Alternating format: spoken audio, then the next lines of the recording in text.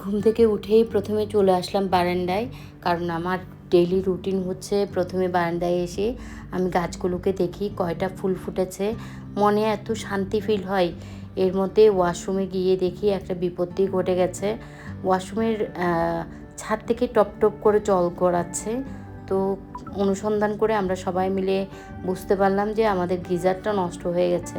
তো প্লাম্বারকে খবর দেওয়া হলো। আমার হাজব্যান্ড এবং প্লাম্বার মিলে অনেক কষ্ট করে ওটা ওখান থেকে নামালো। গিজারটা অনেক ওজন ছিল কিন্তু সেটার। তো গিজারটা নষ্ট হয়ে গেল, তার মানে সংসারে নতুন একটা খরচ তৈরি হলো আর কি। তো মনটা সকালবেলায় একটু খারাপ হয়ে গেল। নতুন নতুন খরচ যখন সংসারে অ্যাড হয় আসলে কেমন জানি লাগে। মানে মাসের মধ্যে এরকম নতুন একটা দুটো খরচ আসলেই বিরক্তকর একটা পরিস্থিতি তৈরি হয়। তো প্লাম্বার ওখান থেকে অনেক আয়রনের পানি বের করছিল। এরপরে আমাদের ফ্ল্যাশটা একটু কম কাজ করছিল, এই সুযোগে তাকে সেটাও দেখানো হলো। আজকে হালকা পাতলা রান্না করা হবে, কারণ আমার শরীরটা আজকে কয়দিন ধরে ভালো যাচ্ছে না। অর্থাৎ ওই যে সীতাকুণ্ড গিয়েছিলাম, এরপর থেকে পায়ের ব্যথা, কোমরের ব্যথা, হাঁটুর ব্যথা যেন ছাড়ছেই না আমাকে। তাই আজকে ঠিক করেছি আমি একটু ডিসি হিল যাব, সেখানে একটু হাঁটাহাঁটি করলে হয়তো ব্যথাটা চলে যাবে, কারণ সীতাকুণ্ড থেকে আসার পর থেকে আর ঘর থেকে বেরোয়নি। তো আজকে লাল শাক রান্না করলাম, আর রান্না করলাম চিকেন।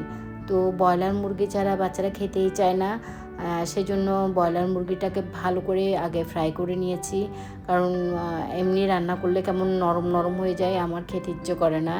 তো খাওয়া দাওয়া শেষ করে আমরা দুজন চলে গেলাম, আমি আর আমার হাজব্যান্ড চলে গেলাম ডিসি হিলে।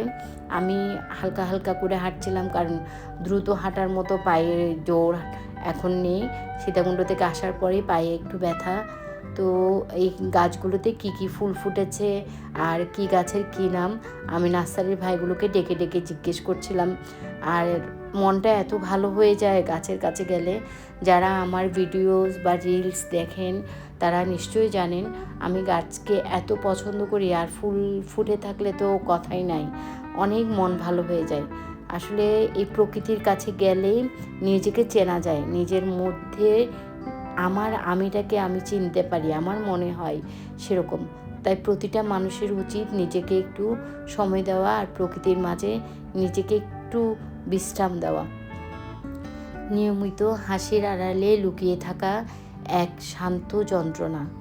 দায়িত্বের ভার দিন দিন এগিয়ে যায়, রাত নীরবতার ভাষায় মৃদু কথা বলে। তবুও আমি এগিয়ে চলি, যাত্রা থামে না। হয়তো একদিন এই সমস্ত অব্যক্ত যন্ত্রণার মধ্যে একটি আলো তার পথ খুঁজে পাবে। না না, কবিতা বলছি না, এমনি মনে আসলো, তাই তোমাদের সাথে দুইটা লাইন শেয়ার করলাম। তো যেই নার্সারিটায় আমি ঘুরছিলাম ডিসি হিলের পাশে, সেই নার্সারিটাতে সার, টব, গাছ এগুলো সবই বিক্রি করে। একটু স্ন্যাক প্ল্যান্ট দেখছিলাম, অনেক দাম বললো, সেগুলো নিলাম না সেখান থেকে। আমি এখানে নতুন টাইপের টব দেখেছি, সেগুলো নিয়েছি। আর নিয়েছিলাম জৈব সার, মানে যেগুলো একদম প্রাকৃতিকভাবে তৈরি করা হয় এমন দুটা সার নিয়েছি। গাছে মাঝে মধ্যে একটু খাবার দিতে হয়, সেজন্যই আসলে নেওয়া। আর টব হচ্ছে আমার মানে নতুন টাইপের টব আসলে আমার না নিয়ে শান্তি লাগে না। নতুন যত ধরনের টব আছে আমার কিন্তু নেওয়া চাই। আর আমার হাজব্যান্ড তাড়া দিচ্ছিল, তাড়াতাড়ি চলো, কারণ সন্ধ্যা হয়ে যাচ্ছে, এর মধ্যে আমাদেরকে আবার অফিসেও যেতে হবে একটু। তো সব নিলে গেলাম। আমি বললাম একটু কফি খাবো, সেই জন্য সব নিলে গিয়ে সামনেই ছিল, একটু কফি খেলাম, দুজনে মিলে একটু গল্প করলাম। আসলে সেরকমভাবে সংসার জীবনে সেভাবে বসে গল্প করা, আড্ডা দেওয়া হয় না অনেক দিন। তো মাঝে মধ্যে এভাবে একটু বেরোতে হয়, বেরিয়ে হাজব্যান্ড ওয়াইফকে একসাথে সময় দিতে হয়। জাস্ট একটু কথা বলে নিজেদের মতো করে কাটালাম সন্ধ্যাটা। এরপরে আমরা চলে গেলাম অফিসের উদ্দেশ্যে। আসলে সময় কেটে যায়, আর সময়কে ধরে রাখা কারোর সাধ্য নাই। তো এর মধ্যেই আমাদের জীবন চলতে থাকবে। তো আমরা দুঃখগুলোকে ফুদিয়ে চায়ের কাপেই উড়িয়ে দিলাম। এরপরে অফিসে চলে যাব, আর ঘন্টাখানিক অফিসে থাকবো, এরপর আবার বাসায় চলে আসবো। তো সবাই ভালো থাকবেন, সুস্থ থাকবেন, সাবধানে থাকবেন এবং যারা আমাকে ফলো দেননি প্লিজ একটা ফলো দিয়ে দিবেন।